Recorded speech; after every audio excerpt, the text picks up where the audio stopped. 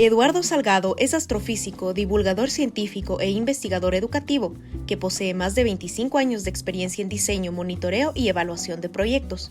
Asimismo, ha sido docente investigador en varias universidades en el Ecuador y el exterior, y ha dictado las cátedras de física, matemáticas, estadística, metodología, investigación y evaluación educativa.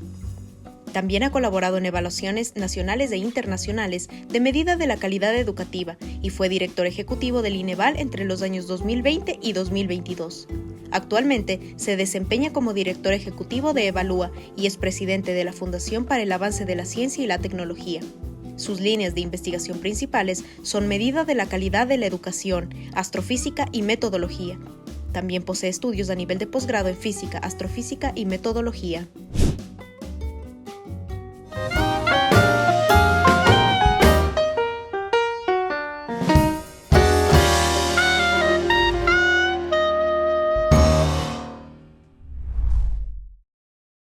Hola amigos, bienvenidos. En la quinta parada estamos muchas veces ajetreados, estresados, distraídos con los temas del día a día. Nuestro objetivo al presentarles esta charla es que levantemos nuestra mirada al cielo, pues nunca es tarde para aprender algo que siempre ha estado ahí y que no le hemos prestado mayor atención. Satélites, planetas, constelaciones, estrellas, son un espectáculo gratuito y maravilloso. Solo tenemos que alzar la mirada al firmamento para que nos comente todo lo concerniente al espacio. Hoy contamos con la presencia del astrofísico Eduardo Salgado, a quien le damos la más cordial bienvenida. Agradecemos por compartir su conocimiento con nosotros. Bienvenido, Eduardo, al programa. Gracias a ustedes, muy amables. Muchas gracias por haber aceptado nuestra invitación. Bienvenido, Eduardo. Pues estamos dichosas de conversar sobre un tema que pues para muchos es desconocido. Me incluyo en este grupo, pues yo soy una de las personas que desgraciadamente he perdido la oportunidad de maravillarme con tantas hermosuras como acaba de decir la Sandy. Y le debo contar una anécdota antes de empezar el programa para distensionarnos un poquito, Eduardo. La otra noche caminaba con mi esposo y me dice, bueno, aquí está Venus, el planeta más brilloso después de la Luna, y ese puntito rojo que ves ahí es Marte. Yo efectivamente levanté la mirada al cielo pues y dije, wow, ¿y eso qué es? Me dice, es la Cruz del Sur. Imagínense, yo no había visto eso antes. Y pues él estaba fascinado de ver cómo ante mis ojos se abría una enorme caja de Pandora. Debo confesarles que estoy enamorada del firmamento desde ese momento. Y justamente para iniciar esta charla, Eduardo, quisiera que por favor nos comente qué es la astrofísica y qué es la astrología. Bueno, muchas gracias. Sí, es lo lindo eso, ver el cielo, es un laboratorio gratuito que tenemos todos y qué mejor aquí en la mitad del mundo que estamos, que podemos ver los dos hemisferios. Eso no pueden hacer todo mundo en todos los países.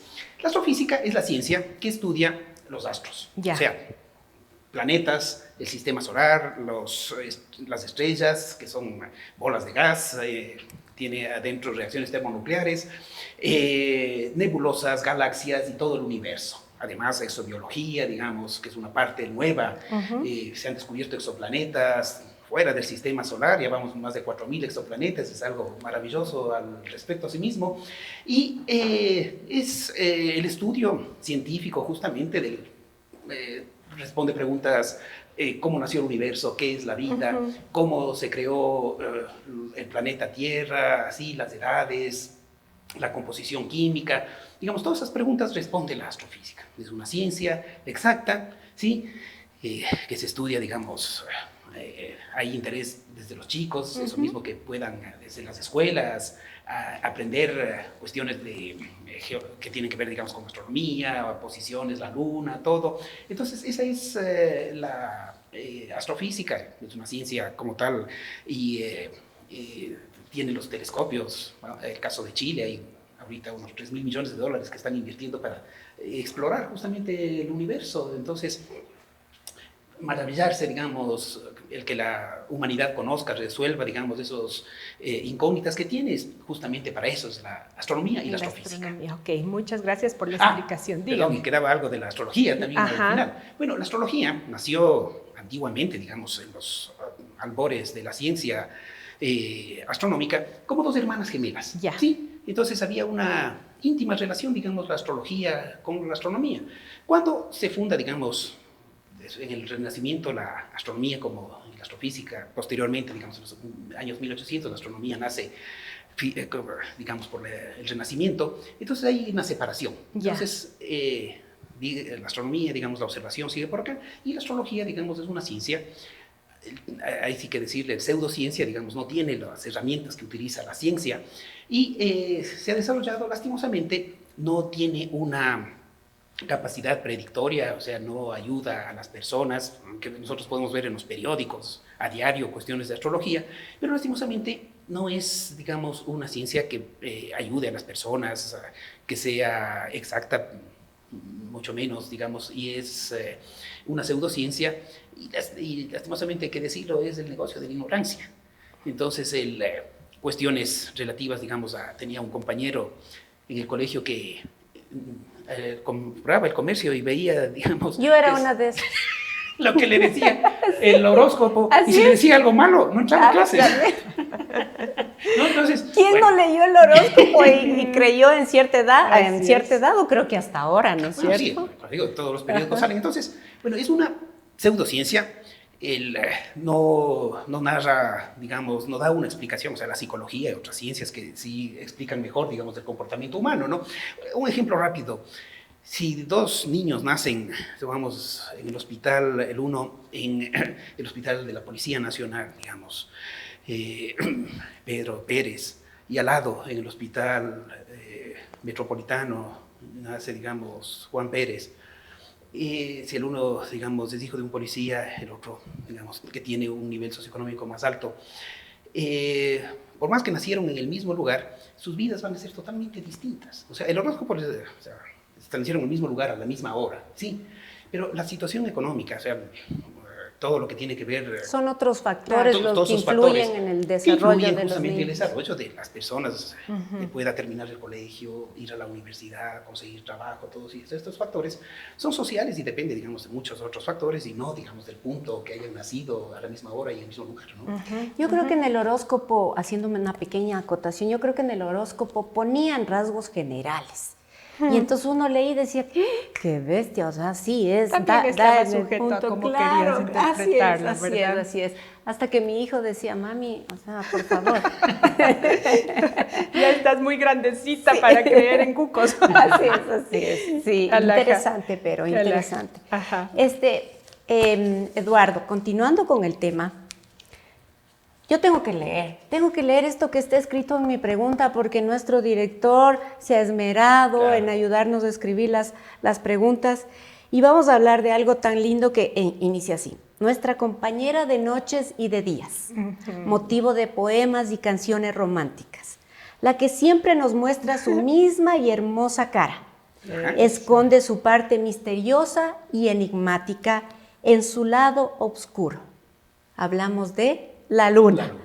¿Qué edad tiene y cómo se formó este satélite? Bueno, aquí está justamente. Qué hermosa. ¿Sí? Un modelo, sí, de la NASA, sí, de nuestro satélite.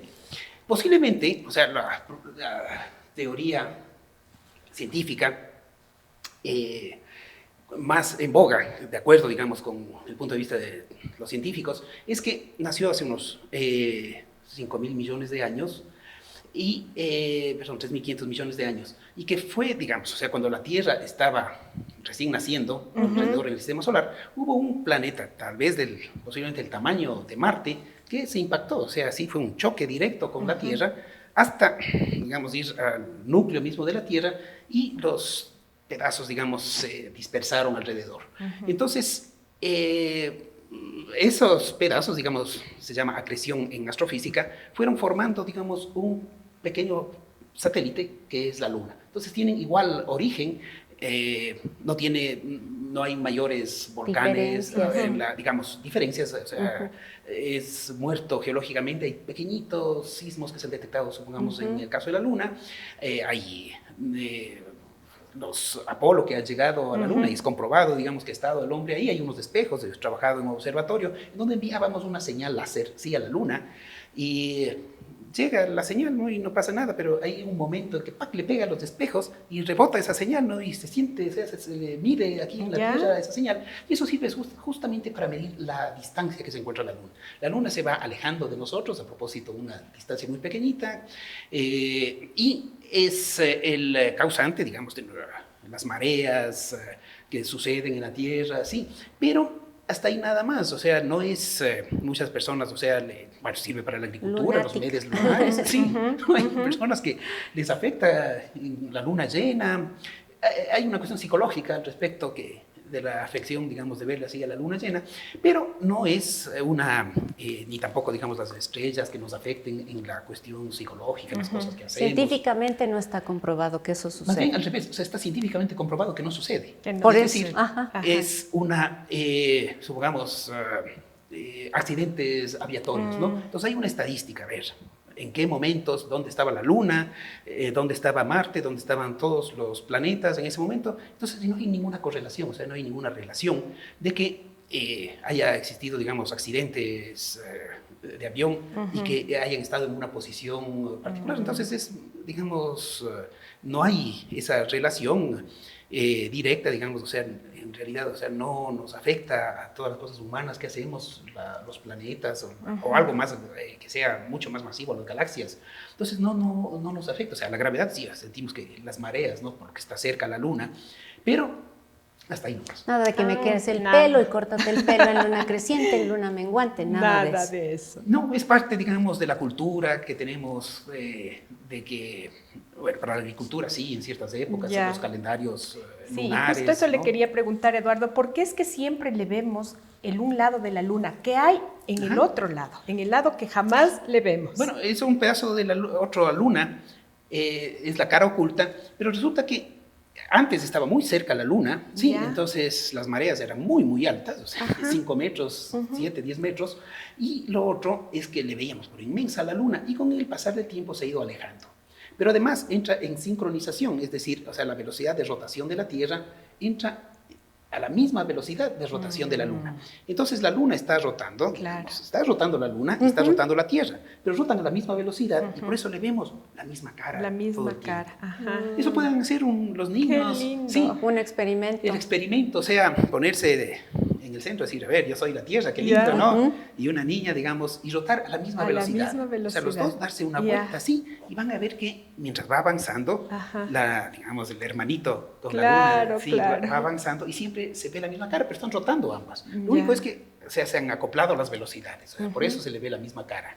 Y Eduardo, sí, si nuestra Luna nunca va a chocar con nuestro planeta Tierra, ¿qué posibilidades hay de que un asteroide choque contra nuestro planeta? Bueno, a propósito, la Luna y en especial Júpiter nos ayudan, o sea, son escudos con asteroides grandes, digamos que hay una zona entre Marte y Júpiter y que la parte de atrás tiene más golpes la Luna, eso también ayuda. O sea, esos hundimientos, esos cráteres, ¿son por qué? ¿Por qué se han formado? Asteroides, digamos, que han chocado contra la Luna. Son piedras muy grandes que han chocado con la Luna, ¿no? Hay algo lindo que pueden ustedes caer en cuenta, hay un golpe, digamos, de asteroide, un cráter bien grande que se llama Kepler, que visto desde el Ecuador está en la mitad de la Luna.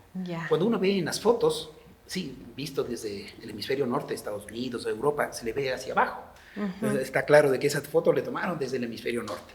Y cuando se le toma desde Argentina, Chile, Uruguay o, digamos, Australia, se le ve en la parte de arriba. Entonces, está claro de que estamos en una esfera, o sea, le vemos distinta a la Luna desde donde le veamos. Nosotros siempre le vamos a ver el centro de la Luna. Y con respecto a los asteroides, sí, o sea, existe para eso también sirve la astronomía, la astrofísica, es la búsqueda de estos neos que son asteroides, digamos, cercanos a la Tierra, y se les va siguiendo las órbitas. Entonces, para saber, o sea, qué tanto algunos se van a acercar, hay algunos que han pasado rozando la Tierra, hace más 6 millones de años, Un asteroide grande, sí, se dio, posiblemente existe pruebas de eso, se dio en lo que es el Golfo de México, se creó todo el Golfo de México, sí, es la parte de Estados Unidos, el sur y la parte de México. Se encontró eso y fue lo que mató a los dinosaurios, fue una de las, una hecatombe, digamos, a nivel así global. Hay varias películas también al respecto, ¿no? Que existe en el cine de cómo un asteroide, digamos, o un cometa se pegaría contra la Tierra, pero lo que se hace es vigilarles todo, ¿no? Y existe, digamos, la tecnología, o sea, recién nomás hace un par de años, a un satélite se le hizo golpear con un cohete, sí, para moverle. Entonces... para desviar el curso del asteroide. Entonces fue un avance grandioso, digamos, en salvar, en tener, digamos, herramientas para salvar a la Tierra en caso así de un asteroide. Entonces no hace falta destruirle, sino ya con un simple toquecito desvían su curso y estamos protegidos. Claro. Entonces lo bueno es eso, o sea, tener un seguimiento a claro, es un pequeño satélite un asteroide que alrededor tenía un satélite y se le hizo chocar justamente así un cohete y se le ha seguido, se le está siguiendo todo el tiempo con los telescopios y se le ve cómo el hombre logró mover, digamos así, sacarle de órbita ¿sí? a un asteroide. Entonces eso es lo que se lograría, lo que se quisiera. El problema está, como vamos en las películas, se lanza una bomba atómica, ¿no? Que en realidad es nuclear. Pero puede fallar, pues miren, o sea, de los cohetes que se han lanzado, un 20% han fallado. Claro. Entonces, sería peor la medicina que la enfermedad, ¿no? Entonces, que falle un cohete, pues, lanzar un artefacto nuclear. Entonces, de esta manera, es decir, o sea, controlado y con tiempo, hacerle choques, ¿sí? O sea, pequeñas pataditas, ¿sí? Se pueden mover, digamos así, asteroides. Claro, la tecnología ha avanzado muchísimo. Sí, Eduardo, obviamente, así es. Ahora, vámonos un poquito más allá. Yo estoy enamorada de nuestro sistema solar. Me ha parecido un tema sumamente importantísimo y ahora que lo he descubierto, pues quiero aprender más y más y más y más. Muchas veces, como dijiste, estamos atareados, ajetreados y no nos hemos dado el tiempo para descubrir estas cosas tan hermosas. Coméntenos, por favor, Eduardo, ¿qué tiene que decirnos sobre nuestro hermoso sistema solar? Bueno, todos los planetas, sí, Mercurio, Venus. Venus se le ve al atardecer o al anochecer, sí, es luminoso justamente, o sea, alzar los cielos. Marte, que se le ve rojo, Júpiter, asimismo, Saturno, son visibles a simple vista. Y existe, y eso les recomiendo, sí, a todos, aplicaciones pues en el celular que uno tiene, busquen así, son gratuitas justamente, SkyMap, todos que tienen así que ver con cielo, y ahí uno puede ubicarles, ¿no? A veces muchos se confunden, dicen, ¿qué es eso? Un ovni. Entonces, si uno le apunta, sí, con el celular y dice, es Júpiter, ¿no? O es Saturno, es hermoso así mismo, digo, con un telescopio, sí, a poder verle los satélites de Júpiter, las lunas de Júpiter, que descubrió Galileo. Entonces, eso asimismo es lindo a los niños en las escuelas, asimismo, el incentivarles a que alcen a ver, que vean los planetas y además la historia, o sea, cómo se ha dado, cómo fue el descubrimiento de los planetas. Sí, Marte era, al principio, digamos, había la teoría geocéntrica, que se creía que la Tierra está en el centro del universo, los planetas alrededor de Ptolomeo. Eso duró casi 2000 años de esa teoría, ¿no? Hasta que en el Renacimiento justamente, o sea, Copérnico es el primero que dice, no, o sea, la Tierra no está en el centro, sino el Sol. Entonces, es un cambio de paradigma y además, o sea, nos sirve para estudiar historia, filosofía, digamos, el entender cómo ha sido la historia de los descubrimientos de los planetas. Entonces, Marte, asimismo, tenía una órbita retrógrada, o sea, va avanzando y luego retrocede, es algo raro, ¿no? Entonces, el modelo aristotélico no podía explicar eso, por qué está regresando, entonces le hacía más complicado, y la solución era, y Copérnico que la dio, es poner, digamos, al Sol en el centro del sistema solar y a la Tierra alrededor. Entonces, cambio de paradigma, pero en el Renacimiento, digamos así, genial, que cambió todo nuestro punto de vista. 2000 años que teníamos, estábamos nosotros en el centro. Entonces eso sirve para aprender sobre cuestiones de historia, sí, o sea, el pensamiento filosófico, cambios de paradigmas, el entender, digamos, cómo ha sido la historia de los descubrimientos de los planetas. Y verlo a simple vista es hermoso. Y además, Claro que sí. hay otros, supongamos, la estación espacial que uno le puede más ver. Más adelante, ¿no? Vamos a conversar al respecto, porque eso es algo apasionante realmente de conocer, así es. Ahora queremos conocer sobre nuestra casa grande, el conjunto de innumerables cúmulos estelares y nebulosas, la famosa Vía Láctea. Por favor, explíquenos por qué se llama así y descríbanos este maravilloso conglomerado celeste. Bueno, la Vía Láctea, primero su nombre, es porque los griegos le veían como un camino de leche, es decir, se le ve, son tantas, son miles, realmente son millones de estrellas, sí, que se le ve como algo blanco. Entonces, ese es el espinazo de la noche, y aquí nosotros le vemos justamente en la mitad, ¿no? Que se cubre, digamos así, todo el cielo, por la posición que estamos. Y es la galaxia que, a propósito, no es sino hasta hace un poco más de 100 años que se descubrió que estamos dentro de una galaxia y que hay miles de millones de galaxias, y son los ladrillos principales del universo. Y está compuesto por, adentro están, digamos, estrellas, y dentro de las estrellas están planetas, asteroides, satélites, todo. Y estas galaxias, o sea, hubo un origen primigénito, digamos, hace 15.000 millones de años, en donde hubo una explosión, se generó, digamos, el universo, y posteriormente de un tiempo, cuando ya se fue enfriando, era una sopa muy caliente, se fueron creando, digamos, los primeros soles, sí, las primeras estrellas que eran muy grandes, tenían muy poca vida, y se fueron creando, digamos, las galaxias. Las galaxias se están alejando. Entonces eso es algo interesantísimo, o sea, el universo se está expandiendo y además a una velocidad, sí, muy, muy grande. Sí, es un corrimiento, digamos, al rojo, que se llama. ¿Qué es eso? Justamente con esto es lo que se ve. Si nosotros le sacamos a la cámara, que va, y además si le ponemos aquí un espectro, un filtro para ver el espectro, o sea, se ve de que las líneas, cualquier cuestión que sea caliente, en este caso, digamos, las estrellas, si nosotros le vemos al Sol, digamos así, con un espectro, o sea, se ven unas líneas. Pero en el caso de las galaxias, esas líneas se ven más corridas hacia la izquierda. Entonces eso se ve que es la prueba de que están moviéndose a una velocidad muy alta, o sea, hay un corrimiento rojo que se llama, se están escapando, entonces el universo se está expandiendo. Eso había encontrado Einstein en 1916, pero pasó haciendo cálculos todo de que creía que ese fue el error más grande que cometió Einstein, de que sus ecuaciones de campo de la relatividad general indicaban que el universo se expandía. Entonces, para salvar eso, o sea, en esa época, decía, no, pues el universo es estático, él puso una constante cosmológica, sí, ya, y con eso salvó. Pero eso decía Einstein que fue su error más grande. Y resulta que luego, ya en 1919, Hubble le hace ver justamente con un telescopio de que el universo se está expandiendo, o sea, las galaxias, hay un corrimiento rojo.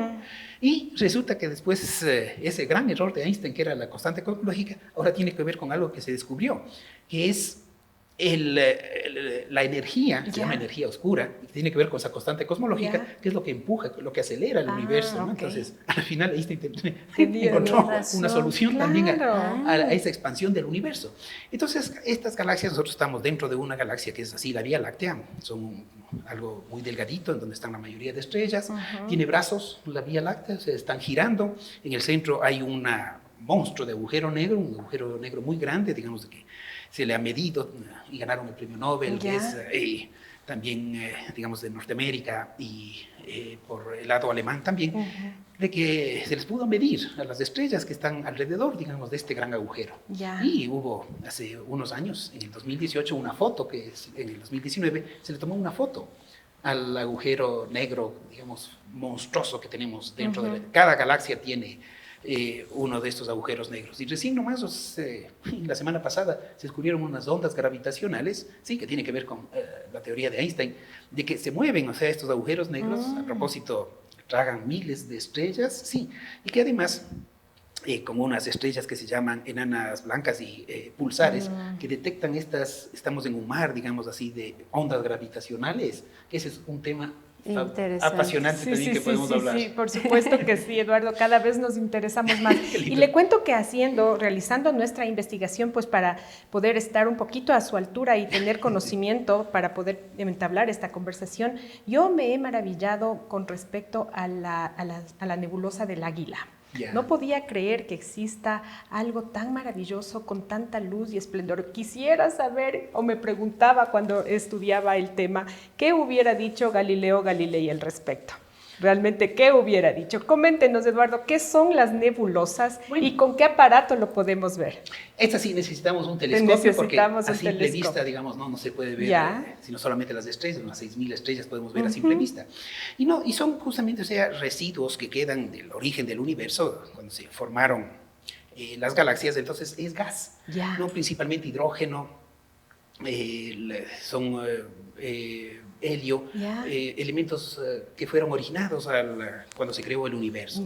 Entonces, bueno, además luego se explotan, se crean estrellas de masa grande, explotan, y todos los elementos que nosotros conocemos, o sea, que estamos formados nosotros somos polvos de estrella, se formaron en estas supernovas que explotan y que van dejando, digamos, sus residuos, o sea, ahí van todos los metales, o sea, todos los elementos, hidrógeno hasta el hierro a propósito y otros elementos más. Hemos visto luego que hay otras que se llaman kilonovas, que son las que cuando se unen los agujeros negros o las estrellas, los pulsares, ¿sí? Estrellas de neutrones cuando están girando alrededor y se unen, chocan, digamos, ahí se generan ondas gravitacionales a propósito que se han detectado. Eso es algo fantástico, es una nueva forma de ver el universo. Y ahí se forman también, supongamos, interesantísimo, otros metales. Ejemplo, el oro. ¿Sí? Se forman en estas kilonovas. Entonces, en estas explosiones hay, pero planetas enteros de oro. ¿Sí? ¡Qué maravilla! Que se han formado. Entonces, a futuro, digamos, compañías privadas, o sea, están pensando primero en los asteroides. Ya hubo, asimismo, en el año 2016, que una nave europea bajó a un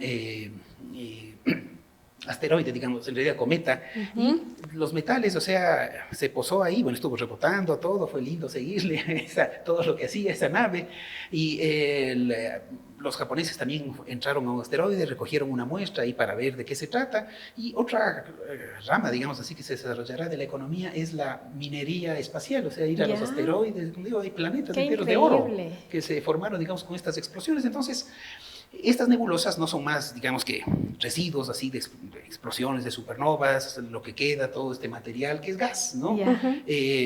Con otro tipo de partículas. Tiene unas formas hermosísimas de verles, esta del águila, así mismo, la de Orión, que está justamente para nosotros aquí en el Ecuador, en el mes de enero, febrero, está muy visible. Se la puede ver, visible, sí. Y con un telescopio se le puede ver, la nebulosa es un caballo, que tiene la forma, digamos, de la cabeza de un caballo. Sí, entonces es una parte oscura, digamos, que posiblemente es carbón y que está ocultando a las estrellas que están ahí. Y es hermosísimo ver las nebulosas. Les comento algo. Cuando era niño, en la Tacunga que vivía yo, llegó a mis manos por mis primos, Salgado posiblemente, un folletito de la era espacial de los años 60, mediados de los 60, por ahí de los 70. Estaba claro, todas las llegadas del hombre a la luna. Unas fotos hermosísimas de nebulosas. Y desde ahí fue el amor, así a primera vista, de la astronomía. Y desde ahí no he dejado de estudiar la astronomía, por más que ha sido difícil, o sea, o cuando uno llega del trabajo cansado, todo, me dedico a medir la calidad de la educación. Pero llego a descansar y a ver con larga vista, con el telescopio, digamos, o hacer modelos matemáticos un poco más complicados, así de cosmología o galaxias, que es en lo que trabajo. Y es hermoso, digamos, o sea, que uno se relaja, digamos, descansa. Y desde ahí, desde los 6 años, hasta ahora 50 ha sido ese amor, ¿no? Qué lindo. Esa pasión digamos, por la astronomía. Y siempre me encanta de los chicos divulgar a todas las personas que vean al cielo, ¿no? Que es algo lindo. Tanto verle como hacer modelos matemáticos también. Qué maravilla. Así es, y justamente les vamos a dar tiempo a nuestros seguidores para que puedan salir al final de nuestro programa a mirar al firmamento. Regresamos en un segundito.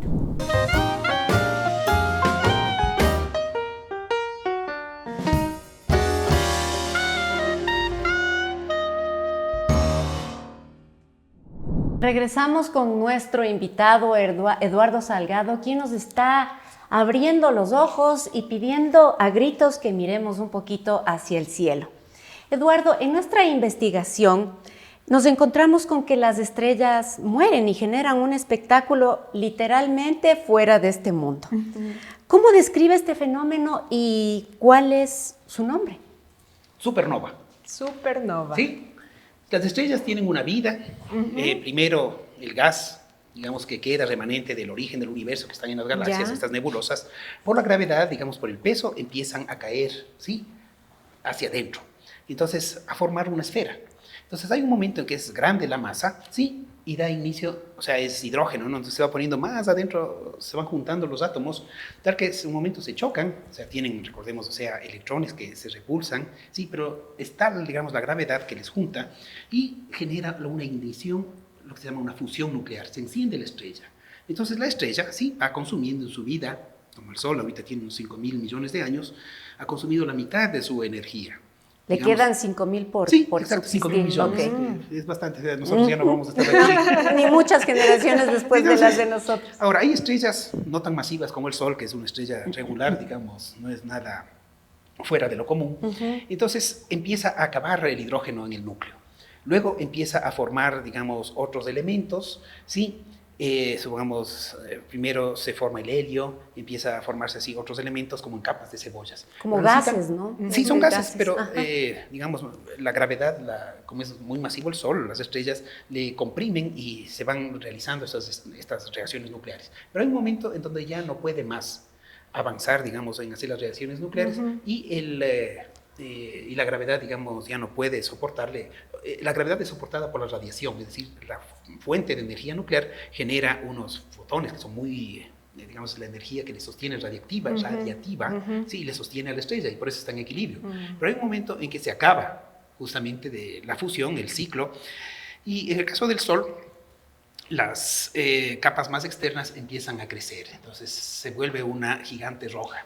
Los planetas Mercurio, Venus, Tierra, Marte, sí, entran, sí, o sea, reciben los rayos solares. Se queman, en definitiva, sí, o sea, los mares se evaporan, todo, o sea, crece. Hay una película bastante buena a propósito al respecto. ¿Cuál es? Son de unos niños, ya te voy a acordar el nombre, donde vienen a salvar a unos niños y le sacan, digamos, les llevan a otro planeta. Es lindo que se les ve, digamos, en un, ¿cómo se llama? En un árbol y con unos conejitos, todo, y parece que están en el paraíso, ¿no? Esos niños, y la Tierra es destruida, digamos, por el Sol, por unas llamaradas solares, ¿no? Pero sería, digamos, que se va expandiendo así las capas del Sol, se hace una gigante roja, y acaba su vida. Y nadie sabrá de que existió la Tierra, digamos, y que existimos nosotros. Pero hay otras que son más masivas, en donde hay un momento en que hay una masa, o sea, que sean 1,4 veces mayores que el Sol, se llama la masa de Chandrasekhar, y en donde empieza justamente estas reacciones a hacer otros, digamos, otros elementos, hasta que llega, digamos, al hierro. O sea, va haciendo toda la tabla periódica: hidrógeno, litio, sodio, potasio, aluminio, cesio, franio. Llegas al hierro, sí, se forman ahí todos los elementos de la tabla periódica, ya no tiene más energía, digamos, la estrella, y se comprime. O sea, ya le vence la gravedad y se va hacia el centro de unas milésimas de segundos. La masa del centro de toda la estrella se comprime en la materia más dura que existe en el universo. O sea, bueno, los electrones se juntan, digamos, y es una enana blanca. Y las capas externas caen en caída libre, ¿sí?, por la atracción gravitacional, y chocan. Y esa es una supernova. O sea, es ese rebote, digamos, con una masa durísima que está adentro, y las capas externas que caen se rebotan. Le pueden hacer el experimento con un balón grande y uno chiquito. Si le sueltan los dos al mismo tiempo, el rato que rebota, la pequeñita sale volando. ¿Sí? Entonces, así es justamente, o sea, la explosión de una supernova, o sea, la caída de un material que rebota y manda, digamos así, para todo el espacio, y es tan brillante, más que 1.000 millones de soles. O sea, es más brillante que toda la galaxia. Entonces, y eso se le puede ver las supernovas. Hay una que sucedió muy cerca de nosotros en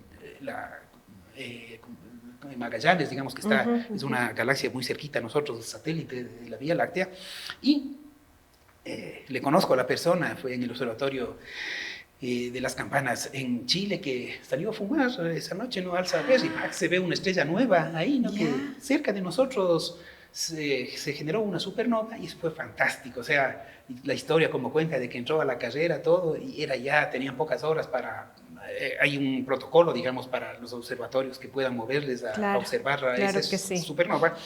Comunicarse, digamos, con Estados Unidos, con Harvard, que estaban durmiendo ese rato. Fue luego con... decirles a los australianos, ellos tuvieron, y fue un astrónomo aficionado el que le vio y lleva el nombre, esta supernova, sí, 1987A, y continúa, digamos, el nombre de la persona aficionado australiano que fue el que primero le vio y que mandó el mensaje, digamos, a Harvard, y donde están todos los telegramas y está con el nombre de él, esta supernova, bien, ¿no?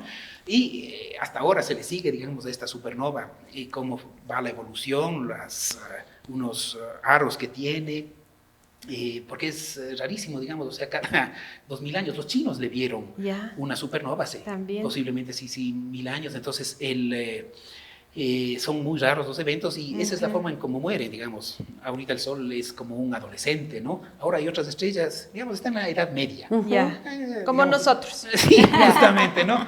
Un poco con el Sol, digamos, por la espalda, así ya madurito, digamos, el Sol. Pero hay otras estrellas que están jóvenes, ¿no? Que son como variables.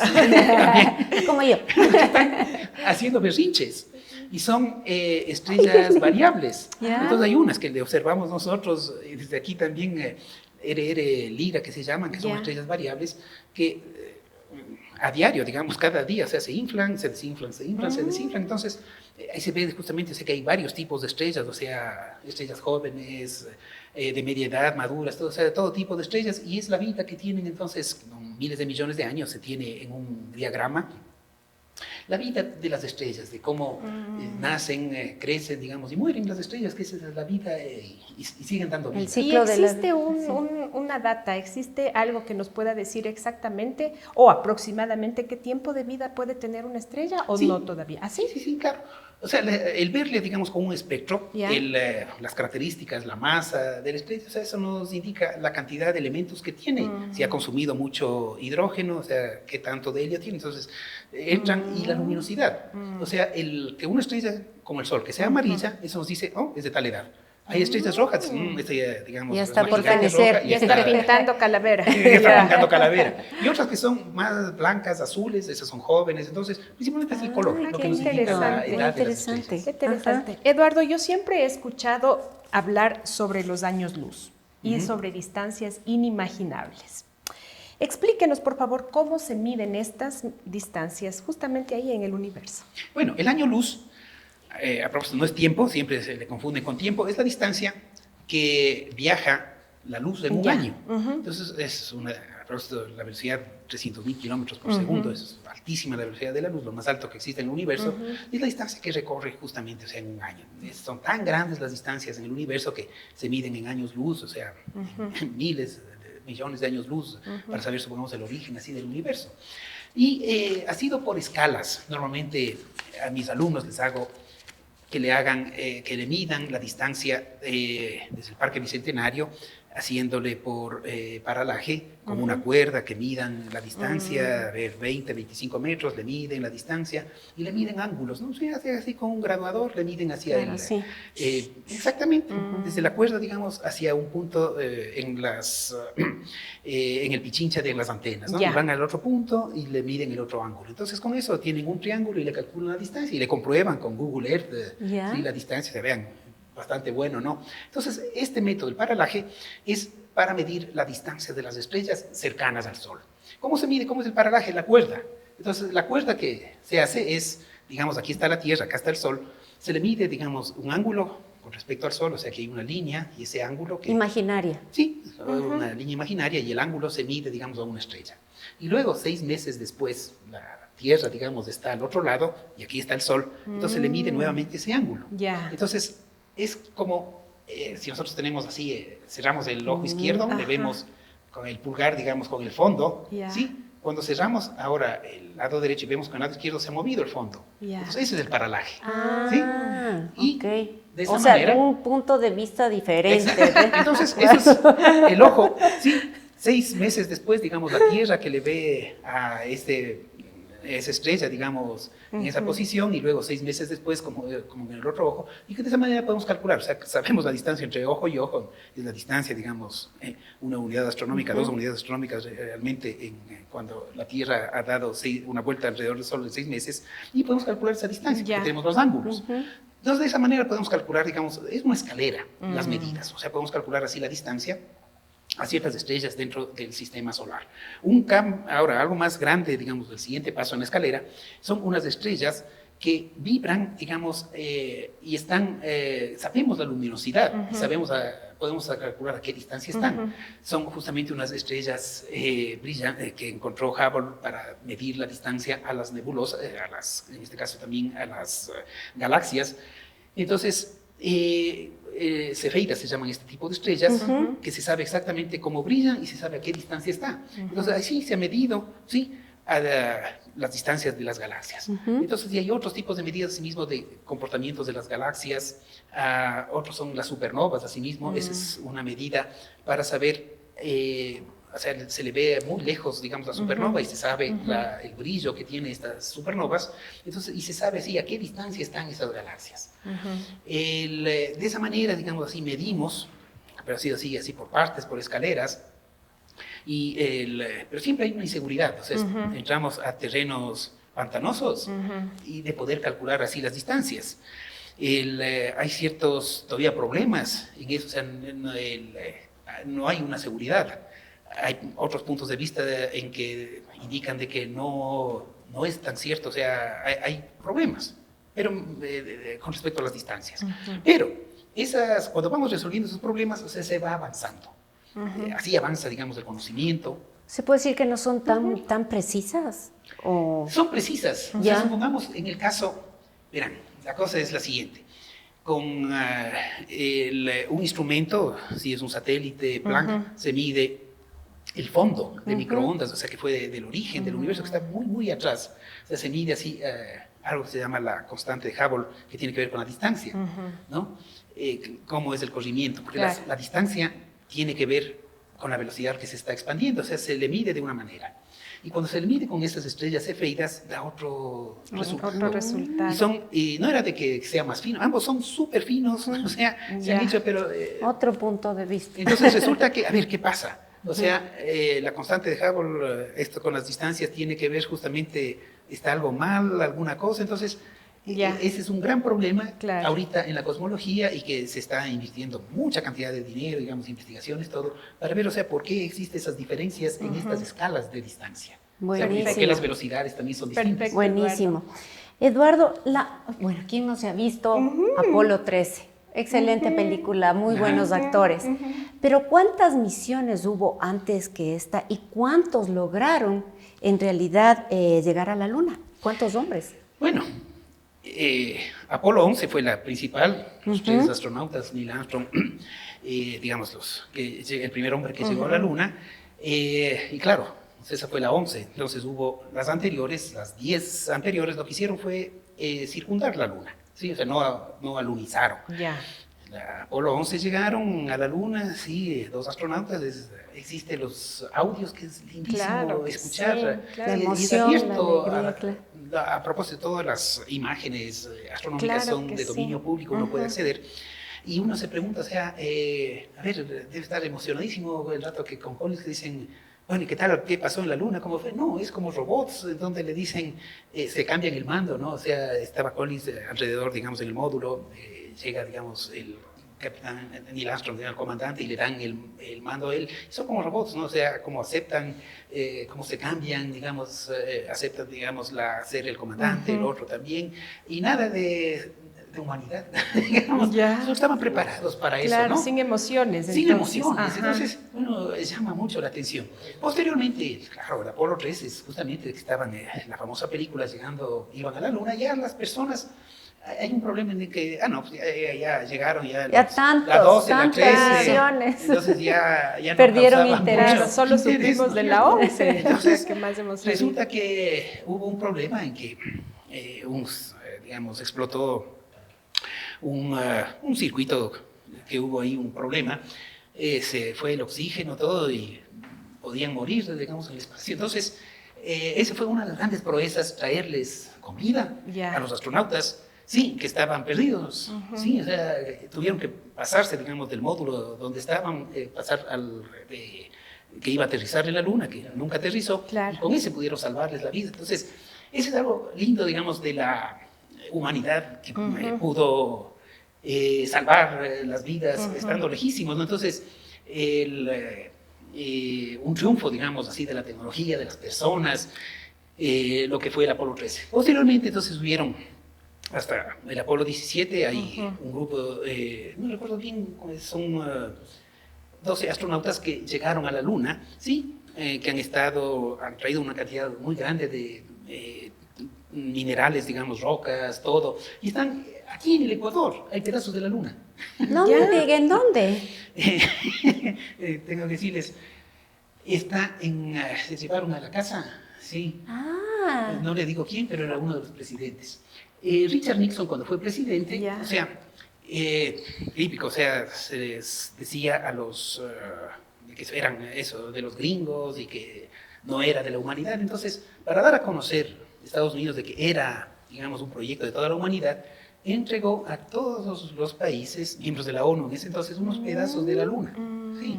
Entonces llegó acá al Ecuador y hay una persona que les está siguiendo a propósito de todos esos pedacitos. ¿Dónde está?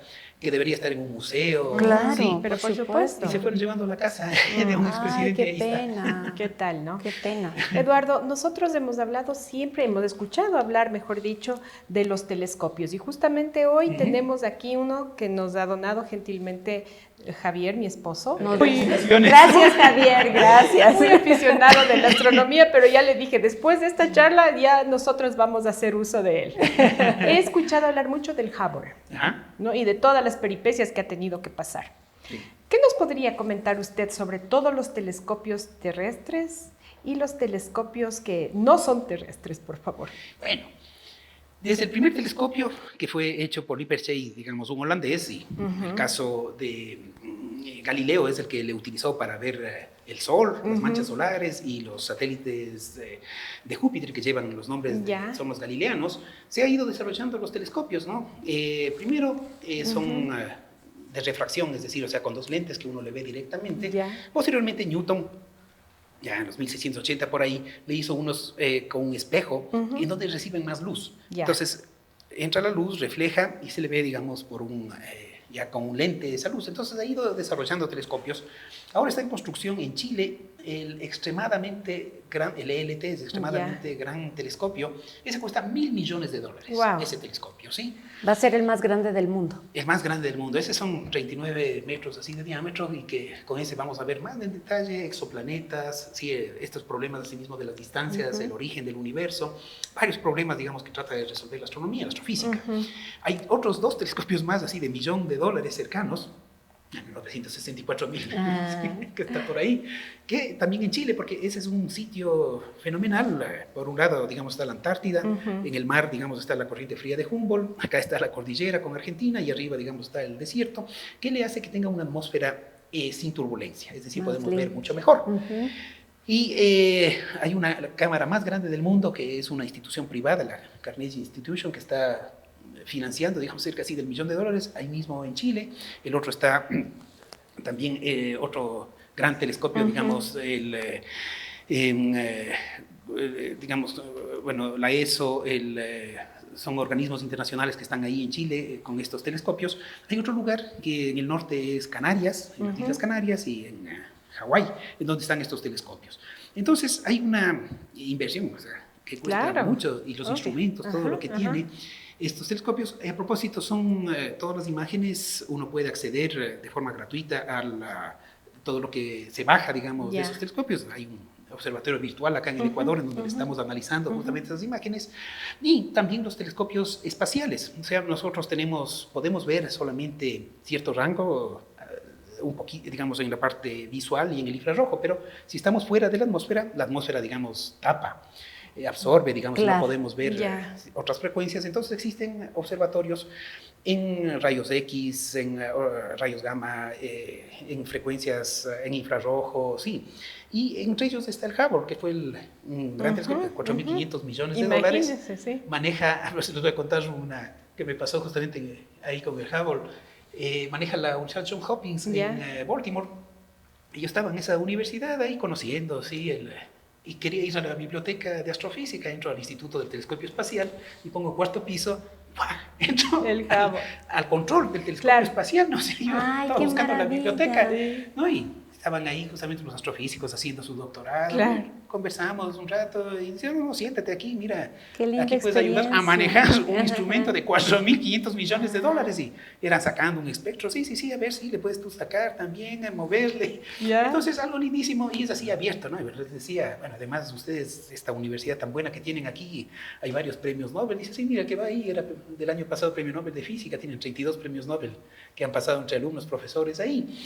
Y con ese telescopio justamente, o sea, ya pasó su tiempo el Hubble, ahora está el James Webb, que fue lanzado, digamos, hace un año ya tenemos las primeras luces, y se ve, digamos, mucho más grande, 6 metros de diámetro, así mismo es por reflexión, y vemos mucho más claro el universo, ha encontrado cosas que plantean dudas, asimismo con el origen del universo, se está viendo a los exoplanetas, que hay una cosa de 4.000, les decía, planetas fuera del sistema solar, y se le está viendo cuántos hay parecidos a la Tierra, que tengan agua, oxígeno, ¿sí? Entonces, la búsqueda justamente de inteligencia fuera de nuestro planeta es también estos telescopios que están buscando, digamos, esa es una de las preguntas que hace la ciencia. Y justo por ahí va nuestra siguiente pregunta. ¿Qué estudia la astrobiología y qué pruebas hay de que si es que haya vida inteligente fuera de nuestro planeta? Bueno, la astrobiología es la unión entre la astronomía y la biología. Entonces, las dos, digamos, ciencias, lo que se unen es para descifrar preguntas como, responder preguntas como cómo nació la vida, justamente qué tipos de vida puede haber, o sea, no solamente vida en carbón, qué otros tipos de vida, cómo sería si hay o no vida inteligente. Y se está buscando, digamos, y justamente se ocupan todos estos telescopios para buscar así vida inteligente fuera del planeta. Existe también en cuestiones cerca de los volcanes, en los fondos marinos también hay vida, sí, que no utiliza como nosotros, digamos, la luz solar. Entonces, buscando, digamos, eso es lo que hace la astrobiología, se une con la química también para ver otras formas de vida. Ahora, no necesariamente humana, ¿verdad?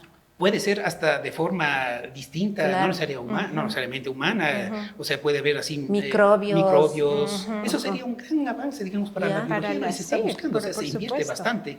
A propósito, verán, hay un meteorito que es de Marte, digamos, por la composición, que se encontró en la Antártida. La Antártida, a propósito, tiene 3 kilómetros de hielo, o sea, la Tierra está bien abajo, y cualquier cosa que esté por ahí, cualquier piedrita vino de arriba, del cielo, ¿no? O sea, son asteroides, meteoritos, y se les analizó uno de estos y se encontró, o sea, que era de Marte por la composición, y segundo, unas, digamos, formas calcáreas, que hay ahorita un punto de vista distinto. O sea, los biólogos dicen, miren, eso es prueba de que en Marte hubo vida unicelular, o sea, se le ve ahí como ciertos gusanitos, ¿no? Y los geólogos dicen, no, eso es formación geológica. Entonces, la comunidad científica entre geólogos y biólogos no se ponen de acuerdo. Y justamente, o sea, para resolver ese problema de la ciencia, ese meteorito se le ha partido en 24 pedazos y están en las universidades del mundo. Por ejemplo, en Buenos Aires está pedazo de ese asteroide. Uno puede ir a ver, ¿no? O sea, está, claro, bien guardado todo, no está al público, pero es así abierto, digamos, cualquier cosa que se encuentre. Les decía que todas las imágenes uno puede acceder, o sea, son de libre dominio. Pasado un año, o sea, son de dominio público, todas las imágenes de un telescopio de $1 millón, de $1.000 millones, perdón, sí puede estar. A cualquier persona le puede bajar a su casa todo y analizarle, ¿no? Para eso es así la ciencia. Y en ese, justo con la vida inteligente, o sea, no existe así una prueba de que se haya tenido un contacto con inteligencia distinta de la humana. Hay unas tablillas nada más que están en el Museo de Pérgamo, que hicieron los nazis a propósito en Berlín, que ahorita va a estar cerrado, le están adecuando. Ellos fueron por el mundo entero robando cosas, y de Asiria, o sea, de donde nació la civilización entre el Tigris y el Éufrates, donde es ahora Irak, encontraron unas tablas que hablan de un dios, ¿no? De un semidios en particular, de que la parte de arriba era cocodrilo y la, digamos, de abajo era humano, y que les dio leyes, les enseñó trigonometría, les enseñó, digamos, varias cosas, y además les decía que ese conocimiento, le hagan en tablillas y le cocinen para que perdure ese conocimiento.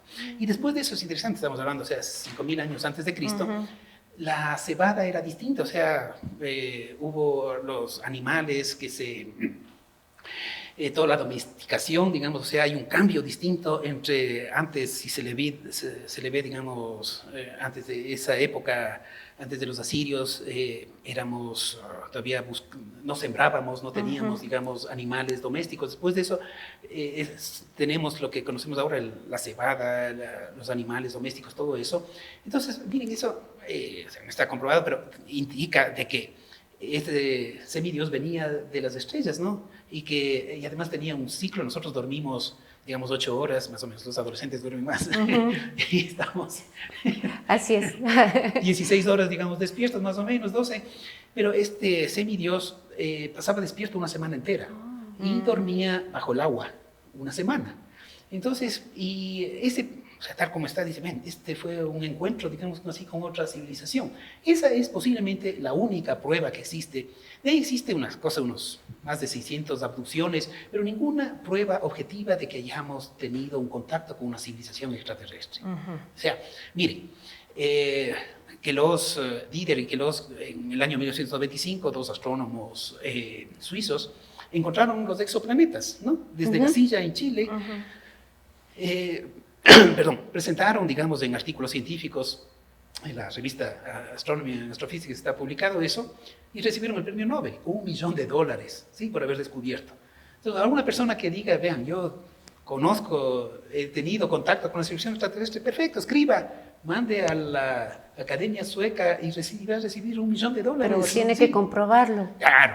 Hay otras dos, también, digamos, instancias. La una es la revista American Enquirer, en donde se ofrece $1 millón a quien lleve una prueba objetiva de un contacto extraterrestre. Y en Inglaterra son nietos, digamos, o bisnietos del señor Buchanan. Ellos ofrecen $1 millón de libras esterlinas, eso es más dinero, a quien lleve una prueba objetiva de un encuentro extraterrestre. Y no puede ser cosas muy complicadas. Como digo, todos los que han viajado, digo, bueno, ¿por qué no cogiste la servilleta, ve el posavasos y tráete? Y no necesitas llevar a la NASA, sino aquí la Politécnica Nacional, la Politécnica Salesiana, un microscopio se le dice, vean, o sea, las servilletas normales, digamos, tienen celulosa y esta es algo raro. Entonces esa sería una prueba así objetiva.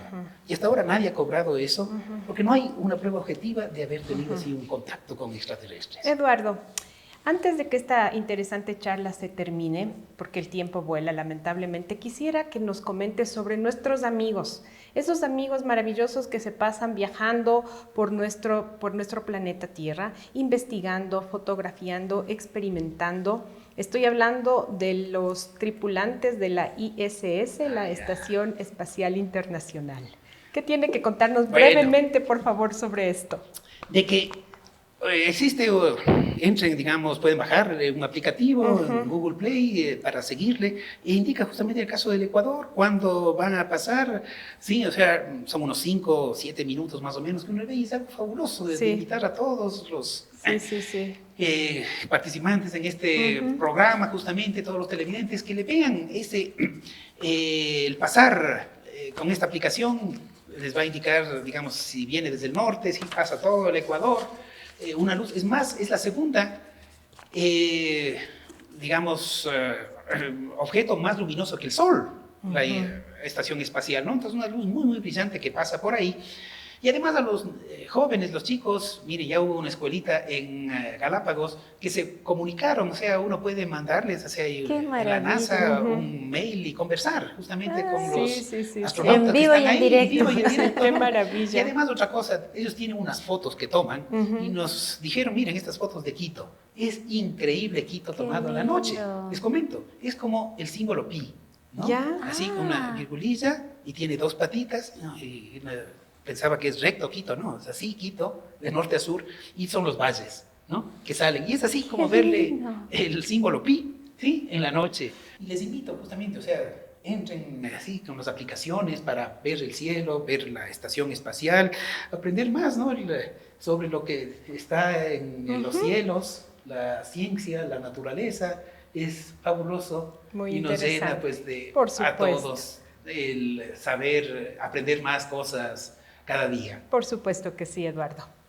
Terminamos lamentablemente. Así es, Sandy, así hemos es. terminado, amigos queridos, con esta charla tan espectacular, en donde hemos aprendido sin lugar a dudas muchísimas cosas, pero sobre todo hemos aprendido a que tenemos un espectáculo gratuito al alcance de nuestros ojos, ¿no? Y justamente hoy Quinta Parada quiere invitarles a que realicen un ejercicio completamente gratuito, valga la redundancia, y novedoso, específicamente ahora que estamos pues en vacaciones aquí en nuestra sierra ecuatoriana.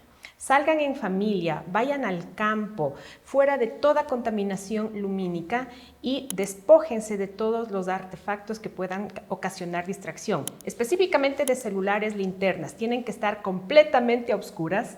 Cierren sus ojos por 15 minutos en un lugar apartado en el campo, preferiblemente, y que sea seguro, tomando todas las precauciones del caso, hoy por hoy sobre todo.